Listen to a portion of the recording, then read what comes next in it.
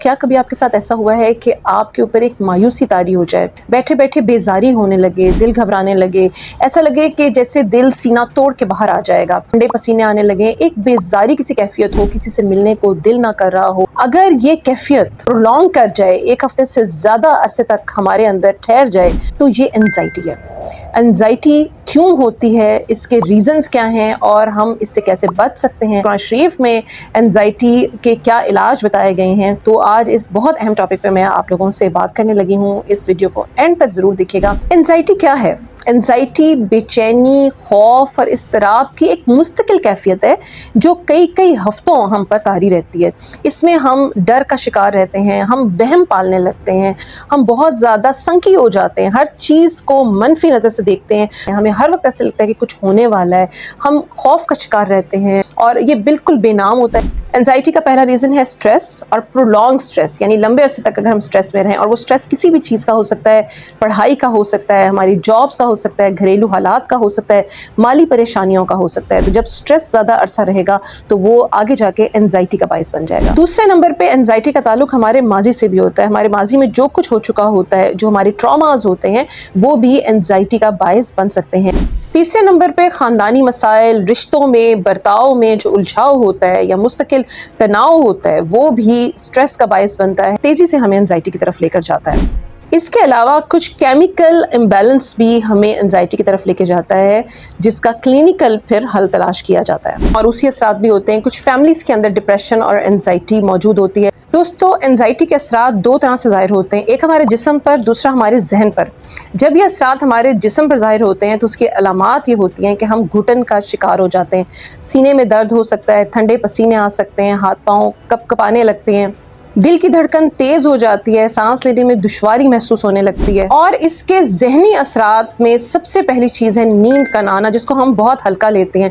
اگر ہم 7 سے 8 گھنٹے روزانہ نہیں سوتے تو نیند کی ڈیفیشنسی کا شکار ہیں۔ اس کے علاوہ یہ کہ ہر وقت منفی خیالات آنا، ہر وقت بددلی سے رہنا، ہر چیز کے بارے میں نیگیٹو سوچنا، وہموں کا شکار ہو جانا، تہمات کا شکار ہو جانا، ہر وقت اپنی موت کے بارے میں سوچنا اور اس سے خوفزدہ رہنا، ہر وقت اس وہم میں مبتلا رہنا کہ کوئی حادثہ نہ ہو جائے۔ تمام قسم کے وہم اور یہ تمام قسم کی علامات جو ہیں ظاہر کرتی ہیں کہ ہم انزائٹی کا شکار ہیں۔ بات کرتے ہیں کہ انزائٹی سے بچا کیسے جا سکتا ہے اور اس کا علاج کیسے ممکن ہے۔ انزائٹی کا باقاعدہ میڈیکل میں علاج ہے، تھراپیز ہیں، اپنے لائف سٹائل کو چینج کرنا اور دیگر بہت ساری چیزیں جن کو ہم بعد میں ڈسکس کریں گے۔ لیکن جس چیز پر میرا سب سے زیادہ بلیو ہے، میں آپ کو وہ بتاؤں گی کہ آپ اگر انزائٹی سے بچنا چاہتے ہیں تو قرآن شریف سے جڑیں، قرآن پاک کو ترجمے کے ساتھ پڑھیں اور اپنی زندگی کی حقیقت کو جانیں۔ جب ہم قرآن شریف ترجمے سے پڑھتے ہیں نا تو ہمیں ایسا لگتا ہے کہ یہ سارا خطاب اللہ تعالیٰ ہم سے کر رہا ہے، یہ سارا کلام اللہ تعالیٰ ہم سے کر رہا ہے اور ہمیں سمجھا رہا ہے، اس زندگی کی حقیقتوں کے بارے میں سمجھا رہا ہے۔ وہاں پر وہ لکھ رہا ہے کہ میں تمہیں آزماؤں گا، تم پر آزمائش آئے گی۔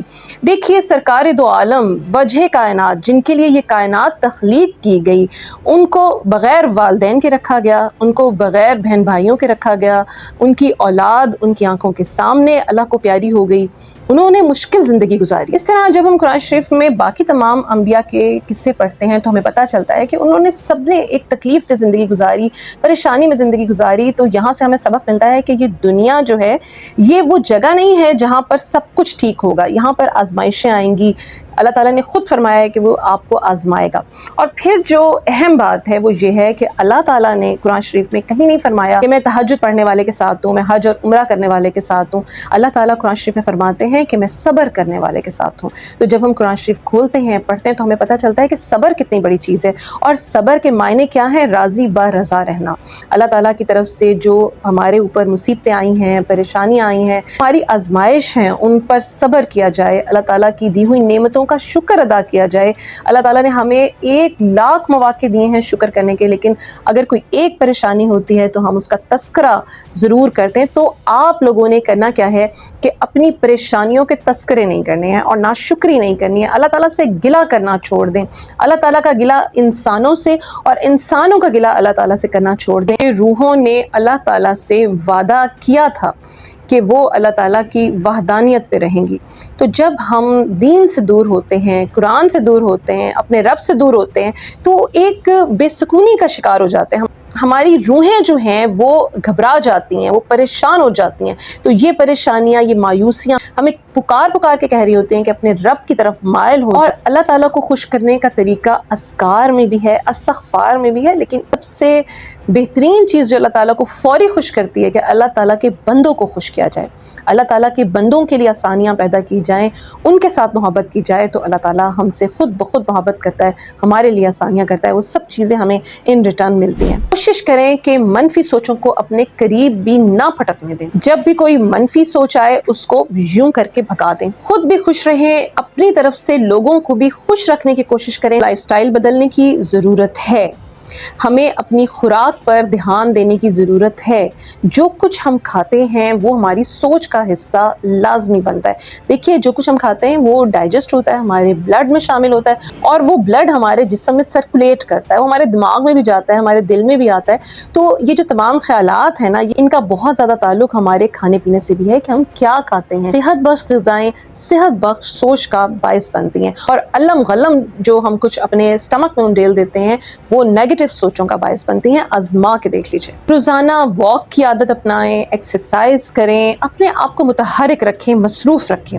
جو لوگ مصروف رہتے ہیں انزائٹی ان کے قریب بھی نہیں پھٹکتی ہے. اس کے علاوہ سب سے اہم ٹپ یہ ہے کہ اپنا سپورٹ سسٹم بنائیں.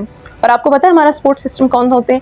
ہمارے ریلیشنز، ہمارے شوہر، ہماری بیویاں، ہمارے والدین، ہمارے بہن بھائی، ہماری اولادیں اور ہمارے دوست. یہ سب ہمارا سپورٹ سسٹم ہوتے ہیں. تو ہم نے اپنے سپورٹ سسٹم کو جتنا مضبوط کیا ہوا ہے اتنا ہی وہ ہمیں فائدہ دے گا.